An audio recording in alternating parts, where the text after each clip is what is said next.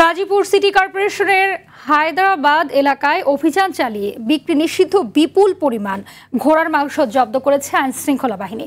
জেলা প্রশাসনের নির্বাহী ম্যাজিস্ট্রেট ইশতিয়াক আহমেদের নেতৃত্বে অভিযান পরিচালনা করে 37টি রোগাক্রান্ত জীবিত ঘোড়া উদ্ধার করা হয়েছে। এ সময় আইন শৃঙ্খলা বাহিনীর উপস্থিতি টের পেয়ে এই চক্রের সদস্যরা গোপন পথে পালিয়ে যান। নির্বাহী ম্যাজিস্ট্রেট বলেন, জব্দকৃত 5 মণ ঘোড়ার মাংস স্থানীয় একজনের জিম্মায় রাখা হয়েছে। বুধবার সকালে সেগুলোকে গাজীপুর প্রাণী সম্পদ অধিদপ্তরের কাছে হস্তান্তর করা হবে।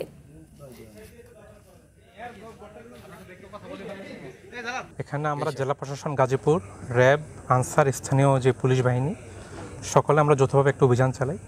এখানে অভিযানকালে আমরা যদিও কাউকে আমরা হাতে নাতে ধরতে পারিনি, তবে আমরা ভিতরে ঢুকে আমরা যেটা দেখতে পেয়েছি, এখানে প্রায় 37টি ঘোড়া আমরা পেয়েছি, যেগুলো অধিকাংশই আপনার অসুস্থ, শীর্ণকায় এবং দেখে বোঝা যাচ্ছে যে এগুলো অসুস্থ। এবং আমরা স্পটে প্রায় 5 মণ ঘোড়ার মাংস পেয়েছি।